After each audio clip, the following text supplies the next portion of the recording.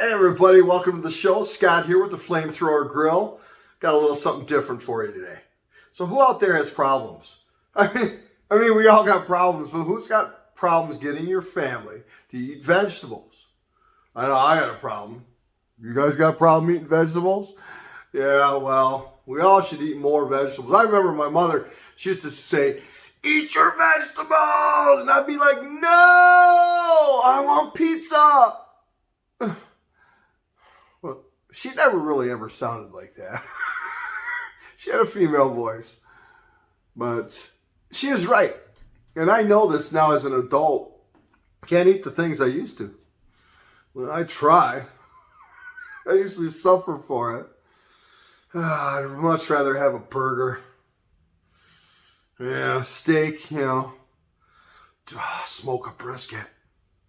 But I love pizza. God, I love pizza.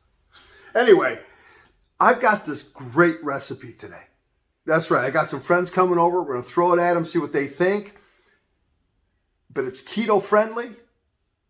No carbs. Well, at least I don't think there's carbs. I don't know. Anyway, it's mostly vegetables and some other stuff. You'll see. You'll see. Oh, and by the way, while I got you right here, please subscribe to the channel. Just click that little steak up there. Subscribe to my channel, man, and share it with your friends. Let me know what you think in the comments below, okay? And enjoy the show.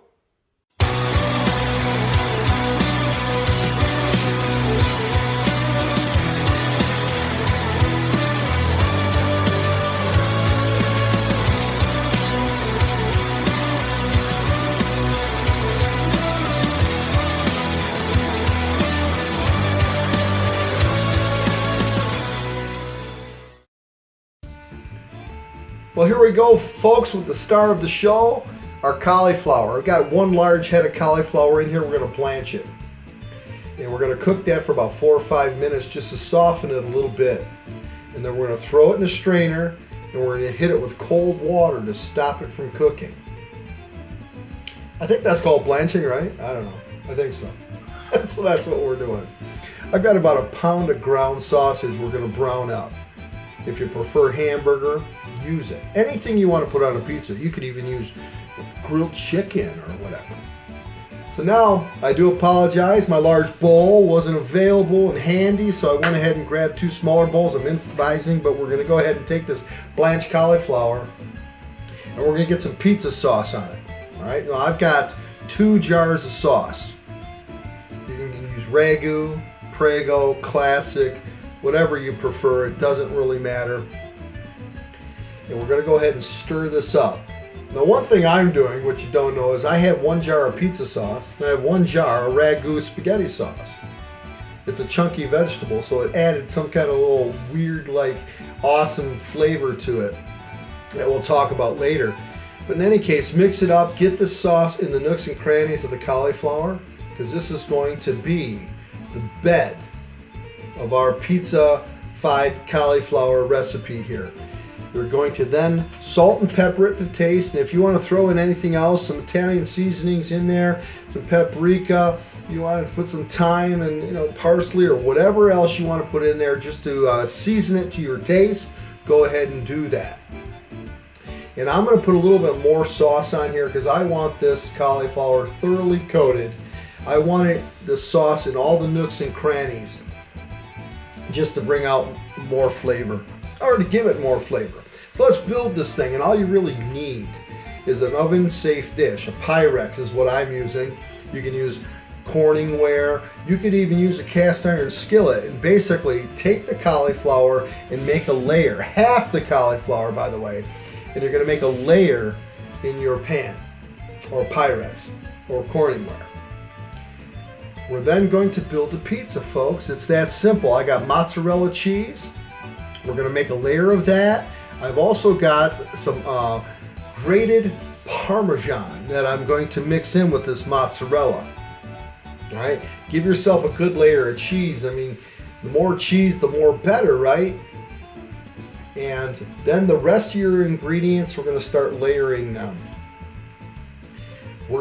I've got here some portobello mushrooms I've chopped up onion, I've got some black olives, and I've got the Italian sausage. I did make a mistake and forgot to buy the pepperoni. I'd advise you strongly, man, get some pepperoni on here as well. Take half of your ingredients and you're going to make one layer in this pan.